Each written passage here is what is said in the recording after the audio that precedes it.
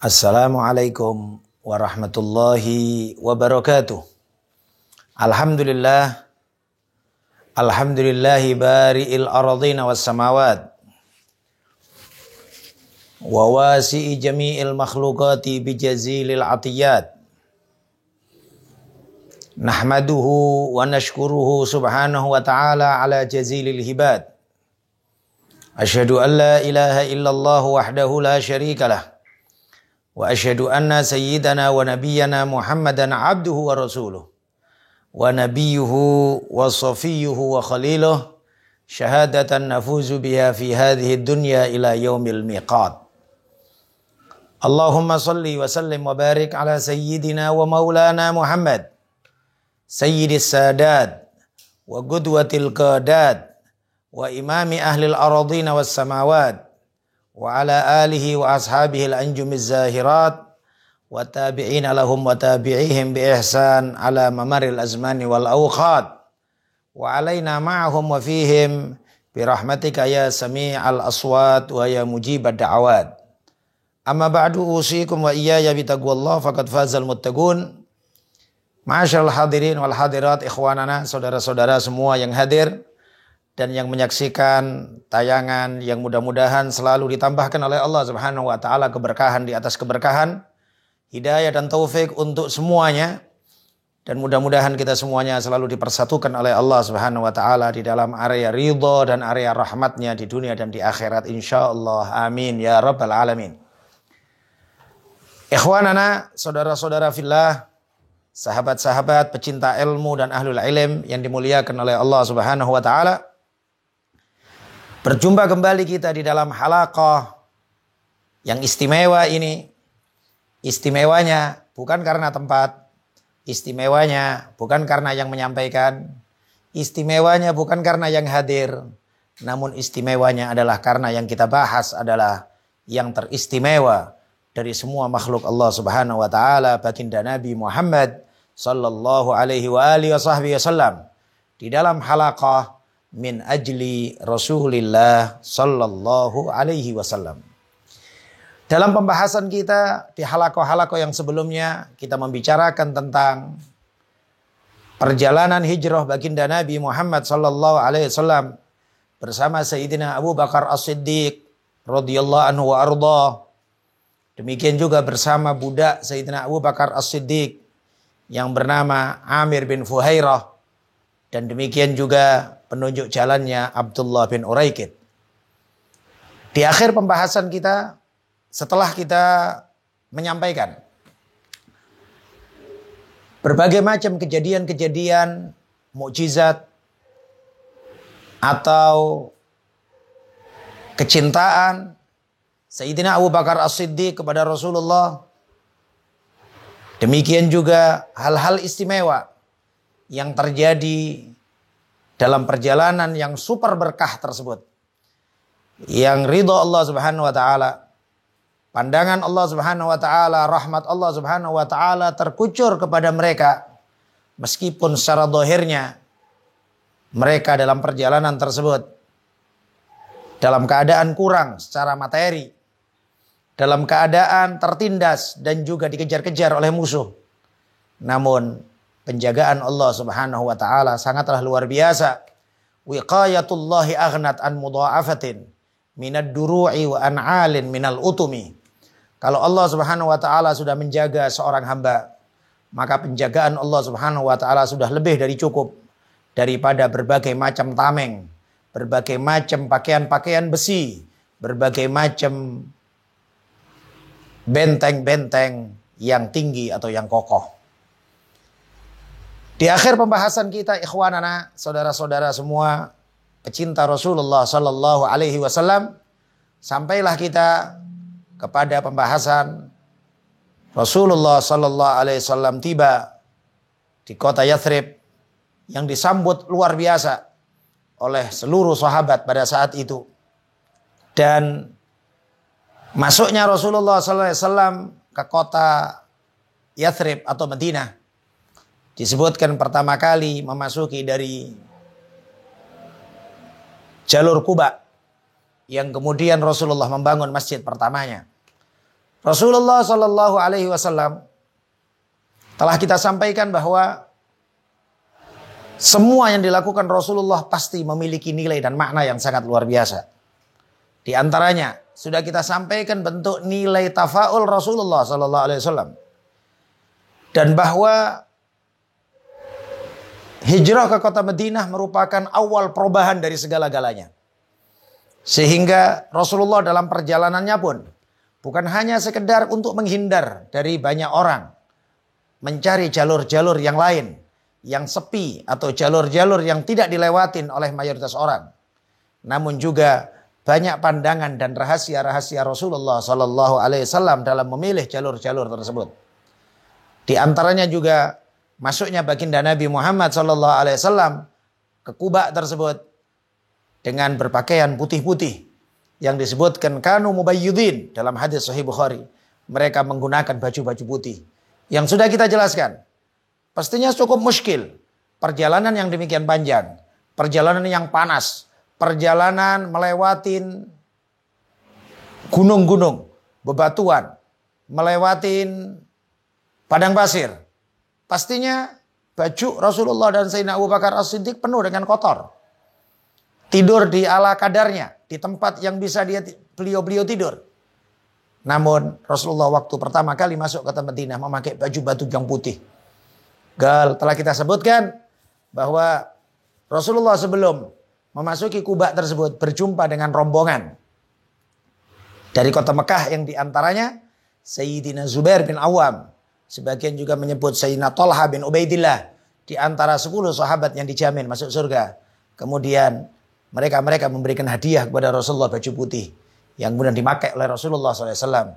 Dan pastinya ini adalah sebagai bentuk nilai tafaul. Rasulullah suka kepada tafaul karena Rasulullah SAW yuhibbul fa'lal hasan. Rasulullah itu senang kepada harapan-harapan baik, mengharap baik dari sebuah kejadian-kejadian. Kebalikannya, Rasulullah tidak menyukai tasya'um. Rasulullah tidak senang dengan merasa sial. Maka dalam banyak hal, semisal saat di Quba, Rasulullah Shallallahu Alaihi Wasallam diberi kurma oleh seseorang, dihadiahin kurma yang dibawa oleh budak ini, dan budak ini namanya Najih. Dan terdengar oleh Rasulullah, budak ini dipanggil oleh tuannya mengatakan, "Ya Najih, bawakanlah talam kurma ini untuk Rasulullah." Rasulullah tersenyum dan Rasulullah berkata kepada Sayyidina Abu Bakar As-Siddiq, "Ya Abu Bakar, najuha amruna." Kita semuanya sudah sukses dan berhasil. Najih, berhasil. Sebagaimana juga pernah dalam sebuah perjalanan pernah kita sampaikan, Rasulullah setelah jauh dari kota Mekah, kemudian Rasulullah berjumpa dengan satu orang Badui. Ditanya, "Dari mana? Siapa namamu?" Namanya Buraidah. "Dari kabilah mana?" "Kabilah Bani Sulaim." Kemudian Nabi tersenyum. Nabi berkata kepada Sayyidina Abu Bakar As-Siddiq, "Baruda amruna, ya Abu Bakar, wasalimna." Baruda amruna, udah dingin, udah tenang urusan kita, dan salimna, kita udah selamat. Maka Rasulullah SAW suka dengan tafaul, al-fa'lal hasan. Maka biasakanlah diri kita banyak mengharap baik kepada Allah Subhanahu Wa Taala.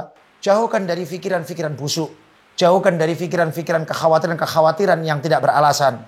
Berapa banyak di akhir zaman yang semisal ini, orang bicaranya hanya menakutkan, orang bicaranya hanyalah yang mengkhawatirkan, orang bicaranya seakan-akan dalam keadaan yang gawat dan sangat mengkhawatirkan. Namun kita diajarin oleh baginda Nabi Muhammad SAW untuk banyak berharap kepada Allah Subhanahu Wa Taala, untuk banyak berhusnudzon, berbaik sangka kepada Allah Subhanahu Wa Taala. Apalagi Rasulullah telah bersabda dalam hadis qudsi dari Allah Subhanahu Wa Taala, "Ana inda dhanni abdi bi falyadhunna bi ma syaa." Aku berada di dalam prasangka hambaku, maka hendaklah hambaku berprasangka apa yang dia mau. Ikhwanana, hadirin hadirat yang dimuliakan oleh Allah Subhanahu Wa Taala, dan semua yang menyaksikan halaqah yang berkah ini, insya Allah. Setelah Rasulullah SAW sampai di Quba dengan penyambutan yang demikian luar biasa,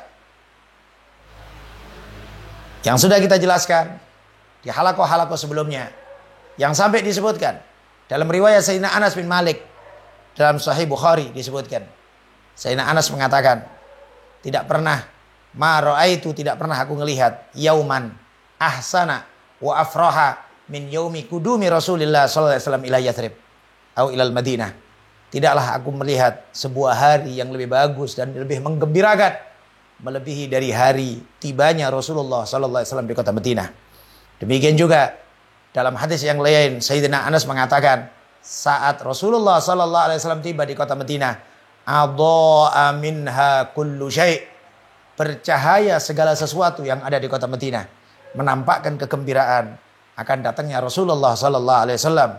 Dan pastinya juga banyak sahabat-sahabat Ansor yang belum kenal Rasulullah, karena yang tiba kepada Rasulullah sallallahu alaihi wasallam di kota Mekah sebelum hijrah hanyalah 7 orang, 13 orang di Bai'atul Aqabah pertama, 72 orang laki-laki, 3 orang perempuan dan lain sebagainya, 4 orang perempuan, enggak banyak. Namun pada saat Rasulullah SAW tiba di kota Madinah atau Yathrib, disebutkan lebih kurang 500-600 sahabat sudah masuk Islam. 500-600 penduduk Yathrib semuanya mengeluh-elukan Rasulullah sallallahu alaihi wasallam. Dalam sebuah riwayat, beberapa sahabat yang tidak mengenal Rasulullah bertanya-tanya, huwa, apakah dia itu Rasulullah? Apakah dia itu Rasulullah? Sebagian menganggap bahwa Sayyidina Abu Bakar As-Siddiq adalah Rasulullah, karena disebutkan Sayyidina Abu Bakar As-Siddiq badalahu syab, nampak uban di rambut Sayyidina Abu Bakar As-Siddiq dan juga di jenggot Sayyidina Abu Bakar As-Siddiq. Yang Rasulullah sallallahu alaihi wasallam tidak beruban pada saat itu. Padahal umurnya Rasulullah sallallahu alaihi wasallam lebih tua.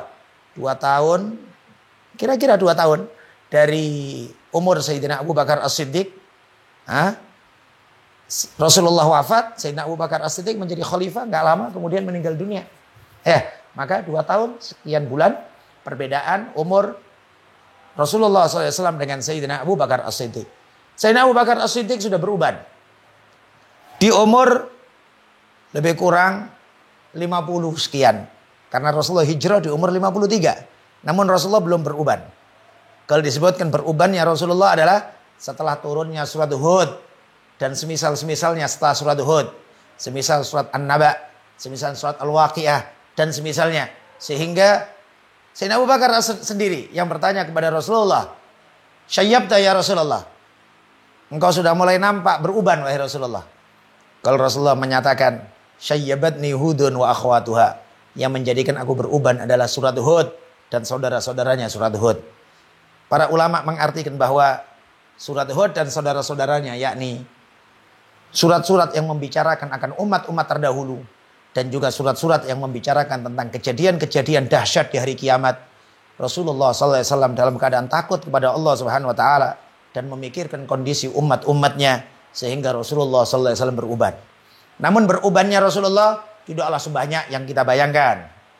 Karena disebutkan pastinya, mohon maaf, semua urusan Rasulullah adalah wasat. Semua urusan Rasulullah adalah tengah-tengah.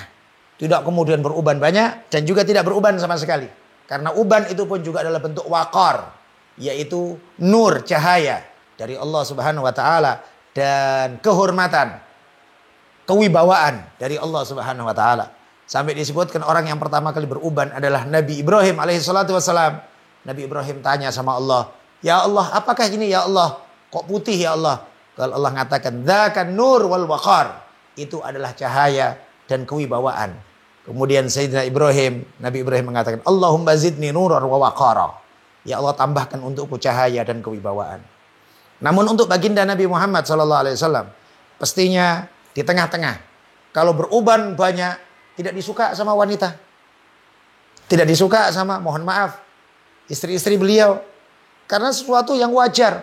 Kalau seseorang tersebut, kalau beruban tidak disukain oleh wanita. Sedangkan seseorang yang tidak suka akan Rasulullah SAW, apapun yang dalam diri Rasulullah, mutlak, apapun, maka dia menjadi murtad atau kafir. Na'udzubillah min dzalik. Berbeda dengan kita.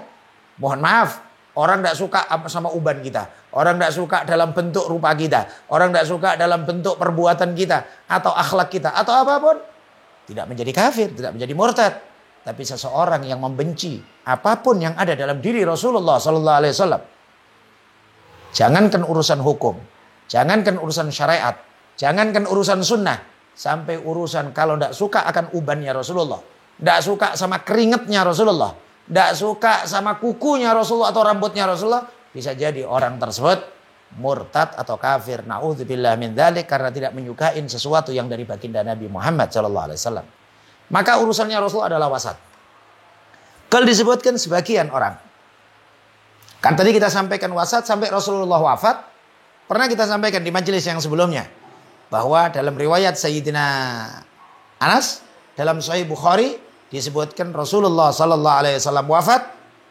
Rasulullah sallallahu alaihi wasallam wafat tidak lebih dari 20 uban di rambut baginda Nabi Muhammad sallallahu alaihi wasallam dan di jenggot Nabi Muhammad sallallahu alaihi wasallam. Dalam riwayat Syama'il Imam Tirmidzi disebutkan tidak kurang dari 18 atau 17 uban di rambut dan jenggot baginda Nabi Muhammad sallallahu alaihi wa alihi wa sahbihi wasallam. Kembali tadi kita sampaikan tentang masalah tibanya Rasulullah SAW di Kuba. Kalau sebagian sahabat menganggap Sayyidina Abu Bakar As-Siddiq adalah Rasulullah SAW. Tapi kebijakan Sayyidina Abu Bakar As-Siddiq, kepiawaian Sayyidina Abu Bakar As-Siddiq dalam menghadapi setiap suatu kondisi dan situasi. Rasulullah SAW kalau duduk, Sayyidina Abu Bakar As-Siddiq memberikan serbannya di atas wajah atau di atas kepala Rasulullah SAW untuk menjaga dari sinar matahari. Sehingga sahabat-sahabat yang tidak kenal mana Rasulullah pasti tahu. Oh, berarti Rasulullah itu adalah yang dinaungin oleh Sayyidina Abu Bakar As-Siddiq, yang dihormatin, yang dimuliakan oleh Sayyidina Abu Bakar As-Siddiq radhiyallahu anhu arda. Dan demikian di antara perhatian Sayyidina Abu Bakar As-Siddiq, para sahabat semuanya memiliki tugas-tugas khusus yang berhubungan dengan baginda Nabi Muhammad sallallahu alaihi wa alihi wa sahbihi wasallam. Sayyidina Abdullah bin Mas'ud membiasakan diri untuk mengambil sandal Rasulullah sallallahu alaihi wasallam, menjaga sandal Rasulullah. Ada juga Haris Rasulullah yang menjaga Rasulullah atau pengawal Rasulullah. Disebutkan Sayyidina Abdullah bin Abbas membiasakan untuk memperhatikan air wudhunya Rasulullah dan air istinjanya Rasulullah di kamar mandi beliau. Dan beberapa sahabat dengan tugas-tugas masing-masing. Tapi Sayyidina Abu Bakar As-Siddiq, perhatikan kebijakan Sayyidina Abu Bakar As-Siddiq, pandainya Sayyidina Abu Bakar As-Siddiq, karena Sayyidina Abu Bakar As-Siddiq memahami nilai adab kepada Rasulullah SAW adalah sangat penting.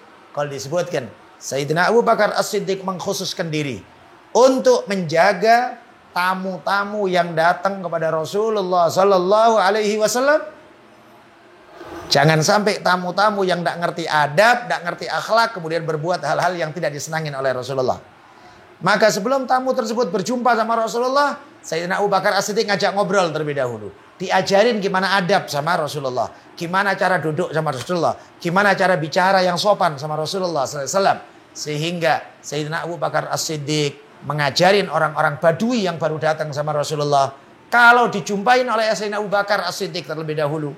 Jumpa sama Sayyidina Abu Bakar As-Siddiq terlebih dahulu sebelum Rasulullah. Diajarin akan adab dan akhlak. Bagaimana orang-orang dan tamu-tamu tersebut sopan dan adab sama baginda Nabi Muhammad sallallahu alaihi wa alihi wasallam. Dan Sayyidina Abu Bakar As-Siddiq bersama Rasulullah sallallahu alaihi wasallam tinggal di kota Kuba. Dan ini pun juga menjadi salah satu pembahasan oleh para ulama ahli sejarah bahwa Kuba adalah qabilah dari suku Bani Amr bin Auf. Sedangkan Bani Amr bin Auf adalah orang suku Aus.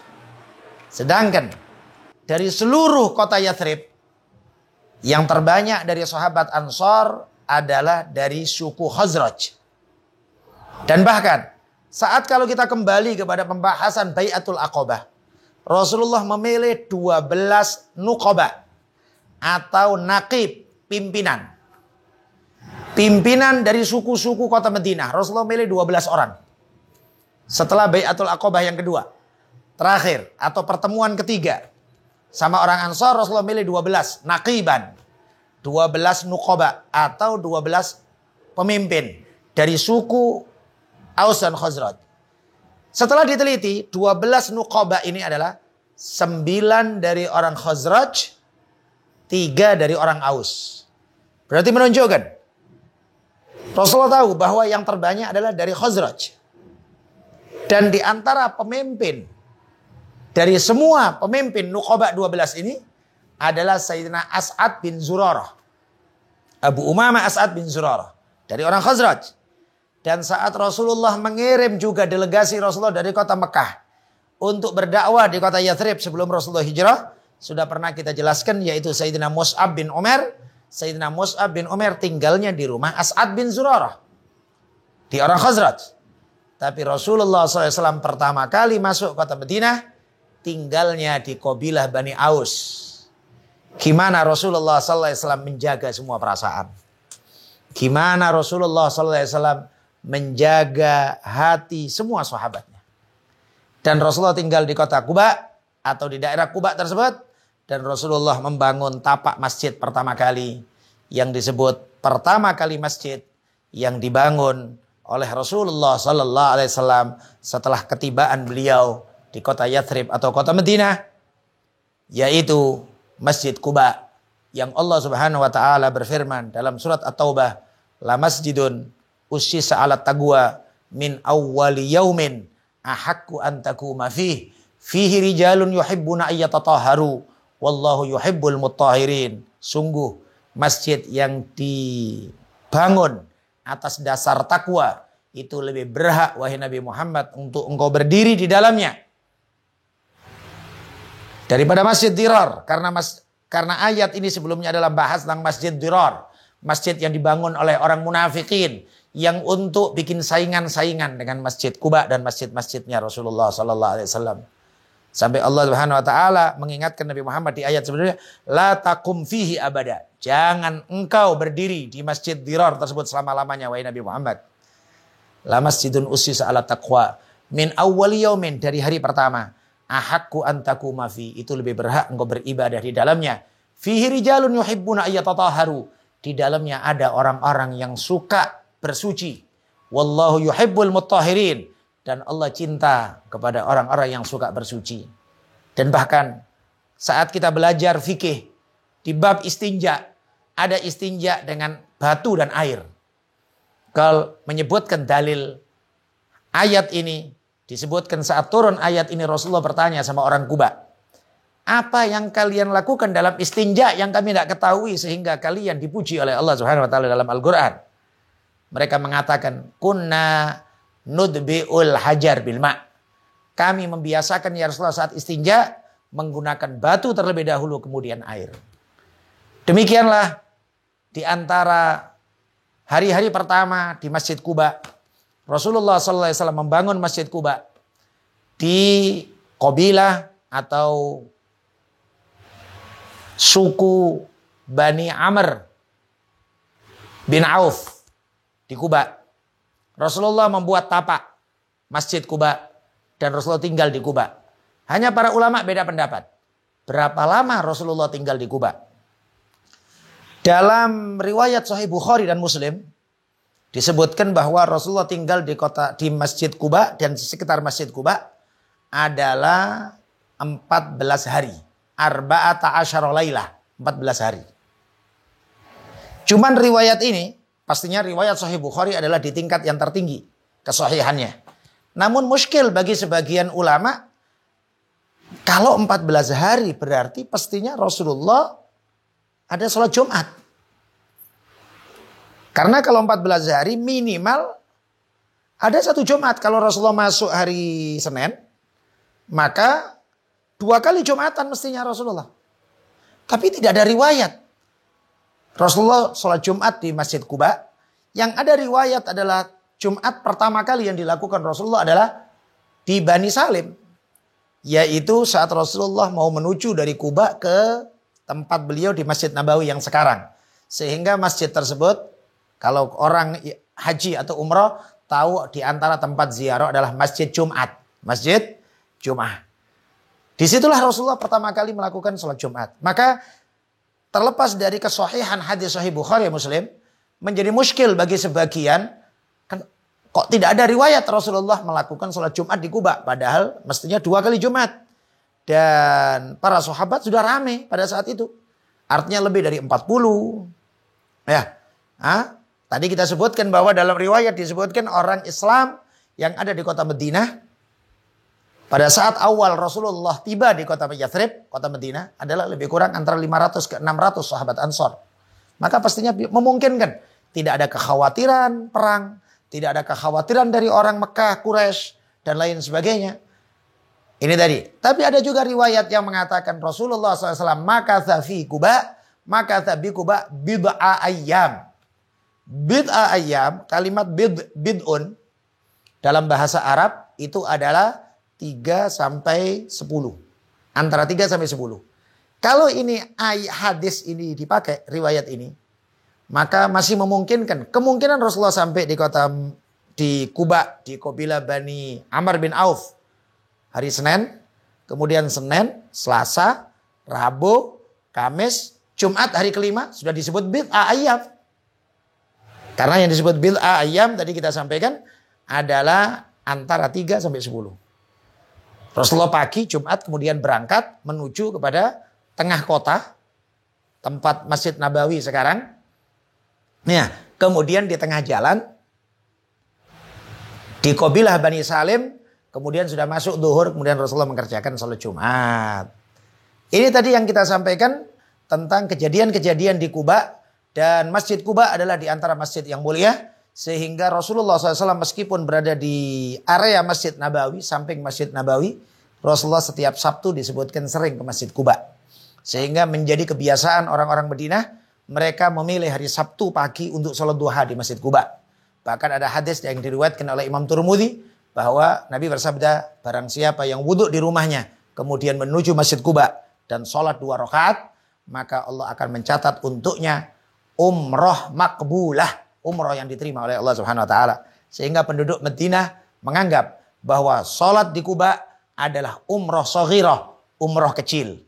Insyaallah akan kita lanjutkan pada majelis-majelis yang akan datang di halaqah-halaqah berikutnya, masih tetap di dalam halaqah min ajli Rasulillah sallallahu alaihi wasallam. Mudah-mudahan kita semuanya ditambah kecintaan kepada Rasulullah, pemahaman akan sejarah Rasulullah, keinginan dan kehausan hati untuk lebih mengetahui akan kehidupan baginda Nabi Muhammad sallallahu alaihi wasallam, sunnah-sunnah Rasulullah sallallahu alaihi wasallam, dan Allah berkenan untuk menambahkan hidayah dan taufiknya kepada kita supaya kita bisa menapai kesempurnaan di dalam mengikut kepada sunnah-sunnah baginda Nabi Muhammad sallallahu alaihi wa alihi wasallam. Mudah-mudahan majelis ini diridhoi oleh Allah. Kita semuanya berada di dalam area rahmatnya Allah di dunia dan di akhirat. Sehat-sehat walafiat selalu insyaallah. Saling mendoakan. Berjumpa kembali di halaqah-halaqah berikutnya. Min ajli Rasulillah sallallahu alaihi wasallam. Hadza wal afu minkum. Assalamualaikum warahmatullahi wabarakatuh.